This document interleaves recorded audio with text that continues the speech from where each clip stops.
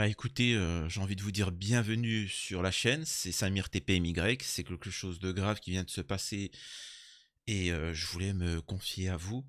Vous savez par rapport à je vais vous parler un petit peu de ce qu'on va dire dans cette vidéo, mais disons que, bah écoutez, suite à ma vidéo sur, l'affaire par exemple Wardanea là, cette femme qui avait fait une blague sur, une fake news et cetera, j'ai reçu énormément de menaces de la part d'une certaine communauté et voilà, donc c'est pour ça que je ne tomberai plus sur Cyril Hanouna pour ne plus être accusé d'antisémitisme. Je ne ferai plus tout ça, je ne parlerai plus jamais, je ne toucherai à cette communauté, la communauté des Lumières. Je ferai comme Bassem Braiki et tous les influenceurs et tous les imams et tous les personnes musulmanes qui ont de l'influence sur Internet. Je parlerai que des femmes voilées et je critiquerai que les blancs et je critiquerai l'Algérie et je ferai exprès de critiquer l'Algérie, ensuite le Maroc, l'Algérie, le Maroc et voilà, voilà. Non, je déconne. C'est parti. On va parler du fait que Hanouka est fêté à l'Élysée alors que Noël n'est même pas fêté à l'Élysée, ce qui est complètement fou. Et ça confirme mes propos sur le fait que la France n'est plus du tout catholique et que les pseudo-catholiques de France, les droitardés, ce sont des lâches. Vous les entendez toujours parler ici, c'est une France catholique. Vous voyez bien, comme Daniel Moreau sur TPMB dire ici c'est la France, c'est judéo-catholique. Ben alors pourquoi? Pourquoi on fête Hanouka, on fête pas l'Aïd à l'Élysée? C'est la France. Pourquoi Hanouka? Parce qu'on est un pays judéo-catholique. Bah alors pourquoi on fête pas Noël à l'Élysée? Arrête, vous avez très bien compris pourquoi. On va aussi revenir sur le fait, et là je suis désolé, encore une fois, tout le monde va m'insulter en commentaire, parce que tout le monde soutient Polska. Polska qui est la nouvelle chroniqueuse de TPMP et qui la font passer pour l'héroïne. Je vais vous montrer que tout ceci est fake. On la met en avant pour mieux contrôler les agents d'opposition. C'est aussi simple que ça. C'est la même chose que Juan Branco, c'est la même manière que les influenceurs qui vous disent qu'ils sont des résistants. Vous allez voir ce qu'il en est. Avant ça, bien évidemment, je vous invite à me rejoindre sur mes réseaux sociaux, de laisser un commentaire et de laisser un like pour le référencement de cette vidéo. Ok. Je suis tous les soirs en live sur Twitch, du lundi au jeudi pour l'actualité. Bon, voilà, bon, c'est encore un peu en vague, mais rejoignez-moi sur mes réseaux, sur la chaîne secondaire et ainsi de suite. Bref. Encore une fois, merci à tous ceux qui m'envoient des messages d'amour, de soutien. Ça fait plaisir, même si parfois je n'ai pas le temps de vous répondre, ça fait plaisir parce que quand tu reçois des menaces de mort, des trucs de dingue, etc. en privé, ça fait plaisir d'avoir des petits messages positifs. Donc moi, le truc que je vous dis, c'est laissez des commentaires pour le référencement et c'est une bonne manière de les tourner en dérision. Une fois que j'ai fait ça, est-ce qu'on parle de Hanouka ou on parle de... Vous savez quoi? On va traiter le sujet un peu plus light, c'est-à-dire sur TPMP, l'arnaque TPMP, les preuves que TPMP est une arnaque et que tout est organisé. Et on va après parler du fait que la France est un pays judéo. Donc, on est là, on démarre. Comme beaucoup, vous avez pu voir que, comment elle s'appelle, Polska est la nouvelle chroniqueuse de TPMP, la nouvelle hashtag potiche, et elle a tenu des discours qui sont très intéressants. Des discours, des bons discours, mais c'est fait exprès pour que les gens fragiles et naïfs considèrent qu'elle envoie du lourd. Et il y en a plein qui sont là, bah dis donc Polska, qu'est-ce qu'elle envoie? Polska, vraiment, elle est bien. Regardez ce qu'il en est. Par exemple, sur un sujet là, relayé par Booba. Et ce sont des extraits un peu off, normalement, qui doivent pas... Là, c'est par rapport à, comment on appelle ça, à l'affaire Gérard Depardieu, où il y a des off, c'est-à-dire que quand on filme pour un reportage, il y a les off, la caméra elle tourne encore, on enregistre machin, et il y a certains audios qui sont sortis, qui sont problématiques pour Gérard Depardieu. Voilà. Et il y en a qui disent, ouais, non, mais c'était pas dans le reportage, c'était en off. C'est comme si, et là, j'accuse personne de TPMP, attention, mais il y a il y a une vidéo bientôt qui va arriver. C'est comme si, disons que tu tapais une mineure. Enfin, par exemple, on est d'accord qu'en France, quelqu'un qui a 40 piges, il se tape une enfant de 9 ans, on est d'accord que c'est condamné par la loi. On est d'accord. Voilà. Bon, réellement dans l'application, non, mais on est d'accord que c'est interdit. Est-ce qu'un homme de 40 ans qui va à l'étranger, qui se tape une mineure de 9 ans, est-ce que c'est condamnable? Bref. Je vous laisse la suite. Pas être diffusé puisque ce sont des extraits off, c'est illégal. Bah, c'est totalement illégal et parfois ça ressort de conversations privées. C'est pas du tout il n'a jamais été question que ça figure dans le film définitif. Mais quoi, on a le droit d'être un prédateur sexuel en off? Non mais. Ce qui est filmé, c'est pas des scènes de viol. On parle des méthodes. Là, on est d'accord que ce qu'elle a dit, c'est pertinent. Là, ils sont en train de dire, ouais, mais ils ont filmé, mais c'est en off, ils savaient pas. Ce qui veut dire que... c'est fou. C'est-à-dire que tu vois un prédateur comme ça, là, qui vient, il abuse d'un enfant dans la rue, et là, tu filmes pour avoir la tête du prédateur, tu vois. Tu filmes. Et lui, TPMP te disent, non, mais t'as pas le droit de prendre sans son consentement son visage, tu n'as pas le droit. Polska a dit, bah attends, tu te fous de ma gueule, le mec il est en train d'abuser d'un enfant et tu le filmes et c'est toi qui vas aller en justice pour l'avoir filmé sans son consentement. Et elle s'est pas fait abuser sans son consentement. Enfin bref. Vous voyez bien que tous ces propos-là, ne soyez pas naïfs, c'est fait pour mettre en avant Polska. Pour se dire, Polska elle envoie du lourd, Polska c'est la parole libre. Faites attention les petits, faites attention. Alors, je vais juste vous montrer un passage. Retenez bien ce qui est dit, ok? Retenez la substance, écoutez bien, s'il vous plaît. C'est concernant Jade et Joy Hallyday, qui montrent des photos d'elle sexy, mais voilà, comme toutes les petites ados, parce qu'elles, enfin, à petites, elles ont 15 et 19 ans. Elles ont 15 et 19 ans. Et bon, 19 ans, c'est encore autre chose, mais 15 ans, même beaucoup plus tôt, c'est à partir de 11-12 ans, le corps de la femme se transforme en France. Ça dépend des pays, hein. Parfois c'est un peu plus tard, parfois c'est plus tôt. C'est les moments où elles deviennent des femmes. Elles commencent à avoir des formes, elles commencent à vraiment être des femmes. Et donc, elles montrent en avant ce corps-là sur les réseaux sociaux. Naïvement, elles comprennent pas que derrière, il y a des prédateurs, des gens mauvais. Donc c'est normal qu'elles font des photos dites sexy, etc. Bon, bref. Regardez ce qui est dit. Moi, je trouve qu'elles font ce qu'elles veulent, elles ont le droit. Non, Elles font ce qu'elles veulent. Là, elles vont en parler parce que c'est vrai que sur les réseaux sociaux, vu leur tenue, etc., elles reçoivent pas mal de critiques. Donc là, pour la première fois, elles vont s'exprimer et ce sera pas leur maman qui sera à leur place. Toutes les jeunes filles font des photos comme ça. Et parce que c'est Jade et Joy, on leur tombe dessus. Franchement, elles font ce qu'elles veulent. Moi, je les adore, je les trouve d'arca. Je trouve qu'elles ont un truc. Hein, je pense qu'elles sont très sympathiques, Jade et Joy. Donc elles reviennent. Et donc on va les voir dimanche soir. Voilà, on les voit pendant 28 minutes. Il a dit, je pense que... Et il voulait dire quelque chose d'autre. Ok, d'accord. Ça, c'est une chose. Juste, je vais vous montrer quelque chose avant l'émission. Le début de l'émission, avant cette séquence, regardez. Ça, c'est Polska. Ok? On va fermer. Ça, c'est les fiches. Vous voyez, Polska, elle a pris une photo et vous voyez les fiches. Ok. Ben, on va zoomer sur les fiches. Ok, là, vous voyez pas. Alors, vous, problématique, c'est que ça risque d'être compliqué pour vous de voir. Alors, j'ai vu qu'elles se font critiquer. Alors, attendez, je regarde si vous voyez bien. Attendez, je vais juste positionner. Quand je pense... Non, c'est pas ça, là. Je suis en train de foutre la merde.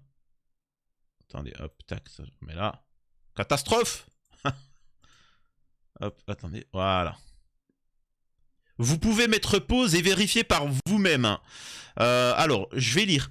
J'ai vu qu'elles se font critiquer de fou parce qu'elles postent des photos un peu sexy sur les réseaux. Franchement, elles font ce qu'elles veulent. Moi, je les trouve trop belles et je suis sûr qu'elles vont devenir des stars. Est-ce que vous comprenez ce qu'est TPMP? TPMP, tout est organisé, tout est dirigé. Et rappelez-vous cette phrase de Hanouna qui répète tous les jours, la télé n'est que de la télé.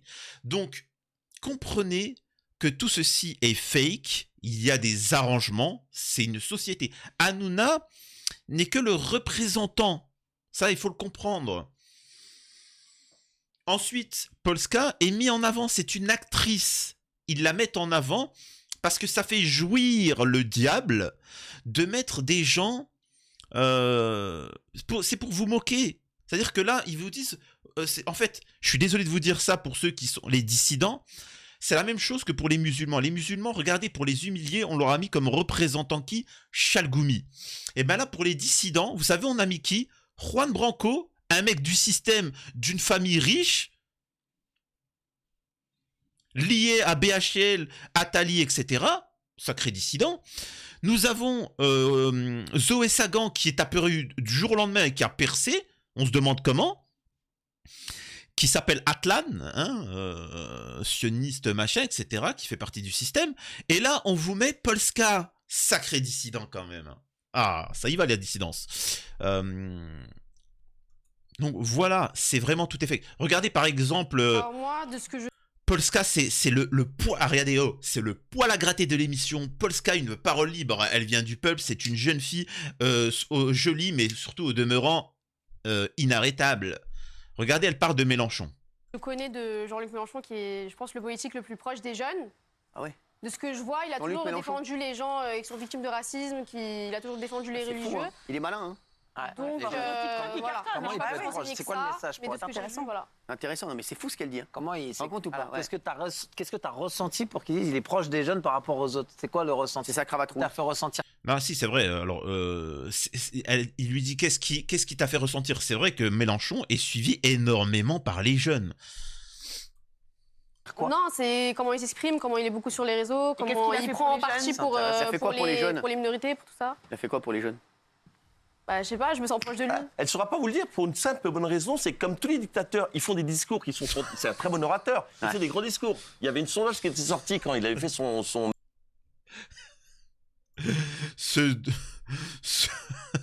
Ce mec qui vit sous Subutex pour calmer son manque à la poudreuse t'explique que Mélenchon est un dictateur. Oh là là là là. Merveilleux meeting, parce qu'il est très bon orateur, à Marseille. Il y avait une foule énorme sur le Vieux-Port. Ils avaient interrogé les sondages sortis.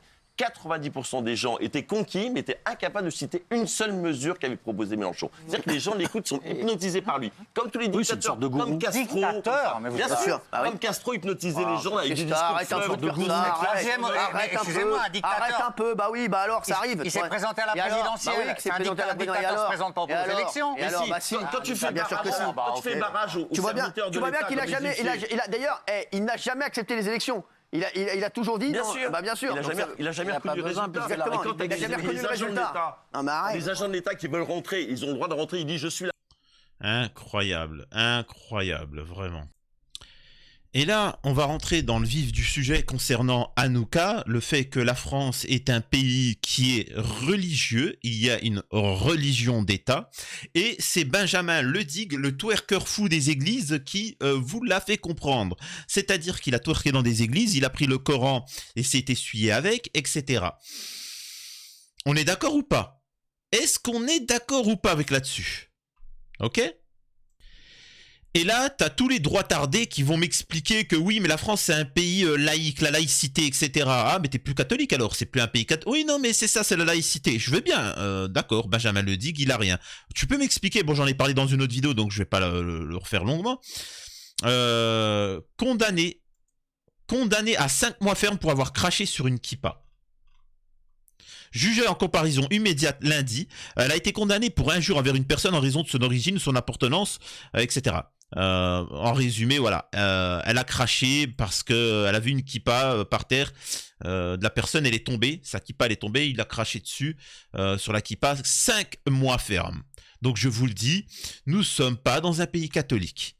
Je suis désolé si vous êtes catholique, et je suis désolé, la France n'est pas un pays catholique. Et alors, encore moins un pays musulman, pour ceux qui sous-tendraient le contraire. Donc, allumage de la première bougie de Hanouka au palais de l'Élysée en présence de Macron. Du coup, on va pouvoir faire Noël et Ramadan à l'Élysée bientôt. Incroyable. Incroyable.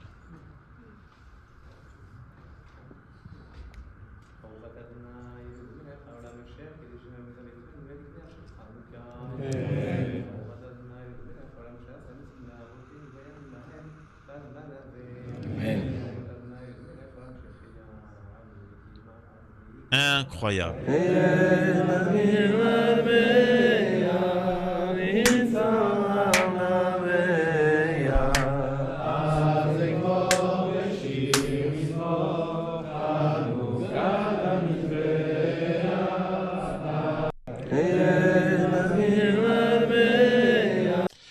je sais qu'il y en a, ils se disent, ils dansent tout ça pour eux. Non, je suis sérieux, je suis content.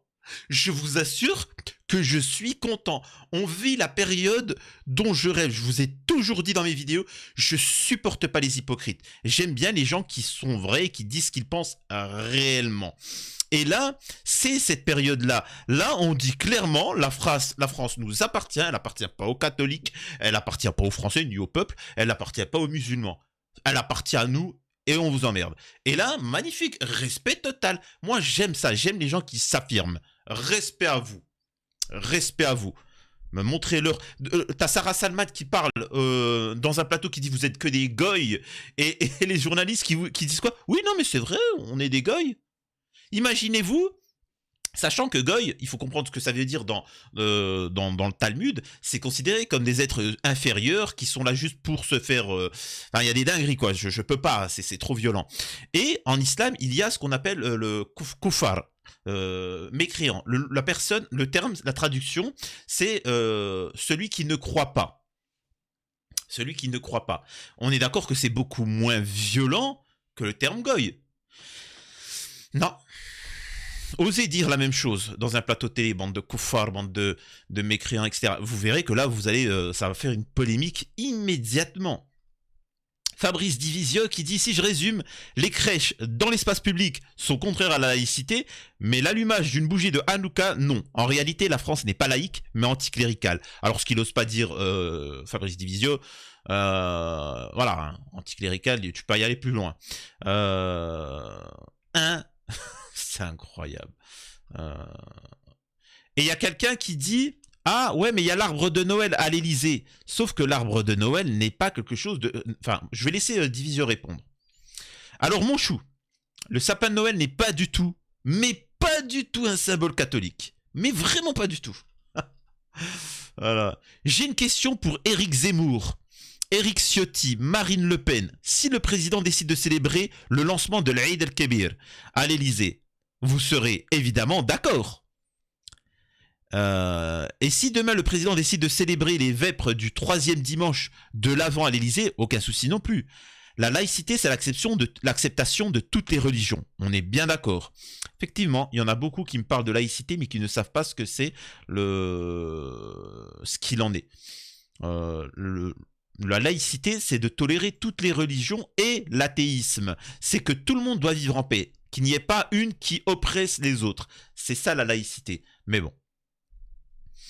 Et là, nous avons justement les droitards, hein, les Zeus 2022, les catholiques, les papacitos, les Baptiste Marchais, toute cette bande qui dit non, je ne serai pas d'accord pour l'Aïd. Oui, je suis très content que Hanouka a été célébré à l'Élysée. C'est pas bien, hein? Rien à foutre, c'est comme ça. Je vous dis du fond du cœur à mes amis franco-israéliens, respect total. Moi, j'aime bien les gens qui s'assument. Point barre. C'est simple que ça. Je vous assure que là, je prends pas parti. Je vous dis juste, je respecte totalement. Il y a un moment où oui et alors. Tu vois. Moi, j'aimerais bien voir dans les médias des gens, par exemple, pour le génocide qui se passe. Moi, ce que j'aime pas, c'est qu'on essaie de faire passer les Israéliens pour des gentils face à ce qui se passe aux Palestiniens. Et il y en a, moi, ce que je veux entendre, c'est que des Israéliens disent « Et alors ? Oui, on ne respecte pas le droit international. Oui, on est en train de faire une épuration ethnique. Oui, on est en train de faire un génocide. Et alors ? On assume pleinement et on vous emmerde. » Là, moi, je dis « Ouais, là, je valide. Je valide. » Malgré que la personne, je la considère comme mauvaise et que c'est un ennemi idéologique, etc. Au moins, je me dis, ça, c'est bon. Il s'assume. Il fait pas la victime. Tu vois. Enfin bon. Et ben voilà, c'est clair. La laïcité pour Reconquête s'assied dessus, autant d'ailleurs que Jean-Luc Mélenchon, qui a piscine également comme tous les autres. Parce qu'il n'y a personne qui s'exprime. Mais je l'avais dit, Éric Ciotti, le droitard préféré des Français, joyeuse fête de Hanouka pour tous nos compatriotes de confession juive. J'adresse ma profonde solidarité à l'État d'Israël, victime de la pire barbarie le 7 octobre dernier. Là, en fait, j'essaye de vous justifier pourquoi vous serez sous domination. par le fait de ce qui s'est passé. Ça n'a strictement rien à voir. Surtout que Hanouka est la fête, entre guillemets, alors on va résumer, de la victoire des Juifs contre le monde occidental. Voilà. De la culture occidentale. La base, l'origine. Donc c'est un bon exemple. Et en fait, il faut savoir la symbolique. Là, la symbolique, quand vous savez ce que c'est Hanouka, là, la symbolique, c'est maintenant, à l'heure actuelle, en France, on vous a dominé et maintenant, ça nous appartient. Point barre. Respect total.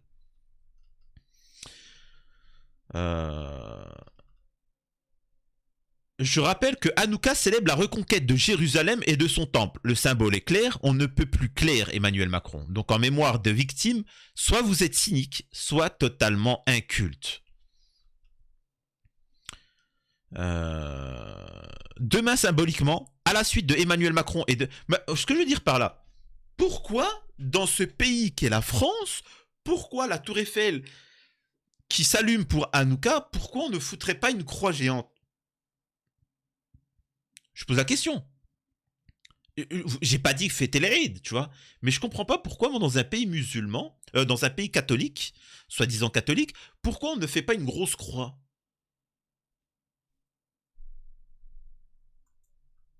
Bizarre, ça. Attendez, hop. Non, ça, c'est bon, on s'en fout. Hop. Attendez, je regarde juste, machin. Vraiment une fausse bonne idée, mais essayer de partir d'une bonne intention, je ne doute pas. Voilà, ça c'est pas ça que je veux montrer.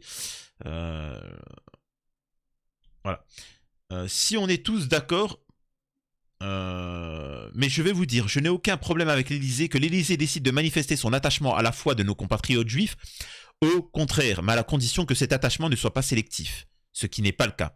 Exactement, moi, alors, pour ceux qui ne le savent pas, je suis pour qu'on fête... quand il y a des fêtes particulières, on en profite pour créer de l'union et on en profite, comme le commerce. Par exemple, quand c'est le Ramadan, ce qui n'est pas une fête, hein, c'est l'Aïd la fête. Il n'y en a que 2 de fêtes en islam, que 2. Hein. Pas 3, pas 4, que 2. Vous avez bien vu, pendant le Ramadan, le commerce, tout ça, ils vendent des produits, donc ça fait tourner l'économie. Il faut fêter. M'en fous, en tant que commerçant, on crée de l'activité, un peu de fête, un peu de joie dans cette société. Mais non, on me dit non, laïcité. Eh ben d'accord, mais alors il faut laïcité partout. Hein. Il ne faut pas laïcité que pour certains. Fabrice Vizio qui poursuit. Les insoumis demandent à Macron de ne pas assister à la messe du pape à Marseille. C'est vrai, vous vous rappelez, les gauchistes, la gauchiste bobo. Vous êtes tous pareils, je vous l'ai dit, les droitardés et les gauchistes, c'est pareil. Rappelez-vous quand ils ont dit qu'il ne fallait pas à la messe du pape, car c'est le président, laïcité, et ainsi de suite. Bizarre, non?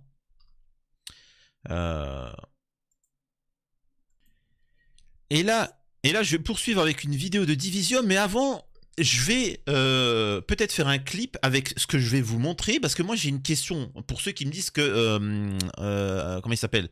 Zemmour, c'est le défenseur des catholiques, de machin, etc.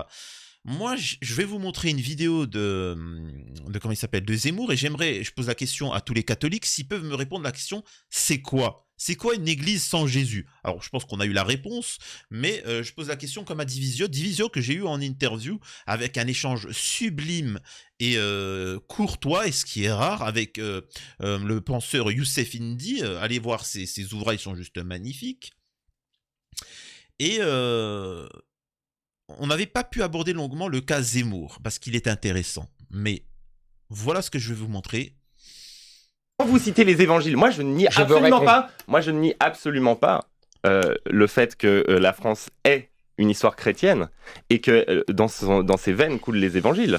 Simplement, ce que vous écrivez c'est très intéressant. Ce que vous écrivez dans votre livre, parce que même notre conception du christianisme nous oppose totalement. C'est-à-dire qu'on est à l'opposé. Vous êtes pour le christianisme et moi le catholicisme. Mais bien sûr, vous dites clairement, je suis pour l'Église et contre le Christ. Oui, et bien oui, sûr. je le dis clairement. Mais donc là, quand vous dites cela, vous ne comprenez rien. Rien à la Révolution française. Vous ne comprenez rien à tout ce qui fait l'histoire justement des révoltes françaises. Et là, dites-moi ce qu'il en est, s'il vous plaît. Et ça, c'est dans l'ouvrage d'Éric Zemmour. Après, bon, bien évidemment, personne n'a lu le livre de Zemmour, mais il dit « Je suis pour l'Église et contre le Christ ». Oui, oui, je le dis clairement. Le Christ, c'est pas la liberté, c'est la mort. Et là, dans l'article, il précise, les chrétiens pro-Zemmour vont en prendre un coup. Comment être pour l'Église et contre le Christ? La Bible dit dans Colossiens 1,18, il est la tête du corps de l'Église, il est le commencement, le premier-né d'entre les morts, afin d'être en tout le premier. Sans le Christ, il n'y a pas d'Église, car l'Église est le corps du Christ. Bref. Voilà, et là moi j'aimerais que vraiment nos camarades catholiques qui suivent la chaîne ou Divisio, que si j'aurais pu la revoir en interview ou autre, après c'est un peu compliqué parce qu'il y a tellement de choses avec ces gens-là quand on les reçoit, c'est vraiment magnifique, on peut leur poser plein de questions et c'est toujours intéressant. Et tu leur poses 2 questions, c'est bon, tu as 2 heures tu les écoutes comme ça et tu te rends pas compte de l'heure. Moi j'aimerais bien qu'ils me répondent à cette question, c'est quoi ça une église sans le Christ? Et on finit avec les propos de Fabrice Divisio. D'ailleurs, n'hésitez pas à aller le suivre sur ses réseaux sociaux. C'est toujours intéressant. Ce qui est plaisant avec Fabrice, c'est que même si tu es en désaccord avec ce qu'il dit, il est sincère dans ses paroles. Vraiment. Et moi, je ne suis pas d'accord avec tout ce qu'il peut dire, mais il est sincère et c'est ça qui est plaisant. Demain. Et il risque sa vie, hein, avec les menaces qu'il reçoit. C'est l'Immaculée Conception. La fête de l'Immaculée Conception. Je propose symboliquement que nous allions tous, amis catholiques, à l'Élysée, porter des Vierges Marie, des statues de la Vierge Marie, à notre président bien-aimé et au nom tant choisi, Emmanuel, Dieu avec nous. Marie qui rencontre son fils. C'est extraordinaire quand même. Et donc, évidemment qu'à partir de demain, vous pouvez, maire de France, mettre des crèches partout dans vos villages. Vous avez ce soir la bénédiction de la Ligue des droits de l'homme, la bénédiction de Jean-Luc Mélenchon, vous avez la bénédiction de toute la classe politique française, et vous avez la bénédiction suprême de Emmanuel lui-même. Imaginez donc que quelqu'un qui porte ce nom, combien son approbation est fondamentale en ces temps troublés. Évidemment que désormais, vous pouvez, maire également de village, remettre les statues de la Vierge au milieu de ceux-ci, sur les places publiques. Vous n'avez plus rien à craindre, car ce soir, la France est devenue pleinement ce qu'elle était laïque, c'est-à-dire respectant toutes les religions. En allumant la première bougie de Hanouka, le président de la République a manifesté que la religion fait vivre des millions de concitoyens et qu'il les respecte profondément et que désormais, il n'est plus question d'anticléricalisme, d'anti-islamisme, d'anti-judaïsme, mais que tout le monde se confond dans cette paix et dans cette unité que représentent les religions, appelant à cette belle cohabitation et ce beau vivre ensemble. Vraiment, merci Emmanuel Macron. Merci Éric Zemmour de votre silence qui, ce soir, évidemment, symbolise très fort le fait que vous acceptiez l'idée que désormais l'islam puisse avoir sa place en France, et je m'en réjouis profondément. Merci à Marine Le Pen également, merci à Jean Messia, au fond, merci à tout le monde de cette prise de conscience dont nos frères aînés dans la foi, sinon nos frères préférés comme les appelait Jean-Paul II, eh bien, sont responsables. Merci à nos frères juifs d'avoir ouvert les yeux de notre président bien-aimé qui désormais, en premier de cordée, fera en sorte, et avec lui toute l'opposition, qu'il n'y ait plus de discrimination à raison de la religion et que tous soient traités sur un pied d'égalité. On a quand même interdit des robes, hein, des abayas. Hein. On a quand même interdit des robes à des filles pour la laïcité et vous étiez tous chaud patate. Là, bizarrement, je vous entends pas. J'entends pas la polémique.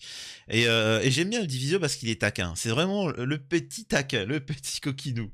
Donc voilà, dites-moi ce que vous en pensez. Voilà, un petit message d'amour aussi pour ceux qui ont regardé jusqu'ici. Ça fait plaisir pour toutes les menaces que je reçois. Voilà, prenez soin de vous. À la prochaine. C'était Samir, TPMY.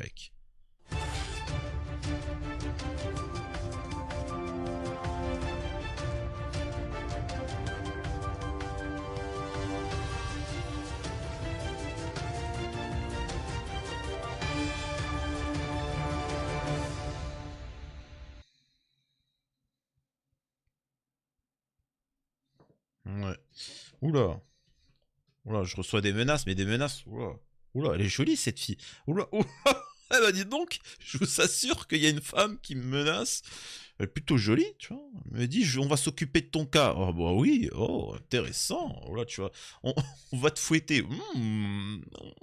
Ah bon? Apparemment t'aimes ça? C'est ça que tu veux jouer avec moi? Tu veux jouer un peu au dominant? C'est ça? Je serai ton Palestinien et toi tu seras mon colon? C'est ça? Tu vas me dominer? C'est ça que tu veux? Oula. Alors moi je préfère dominer que d'être dominant. Tu sais, je dis ça, je dis rien. Donc, à la prochaine.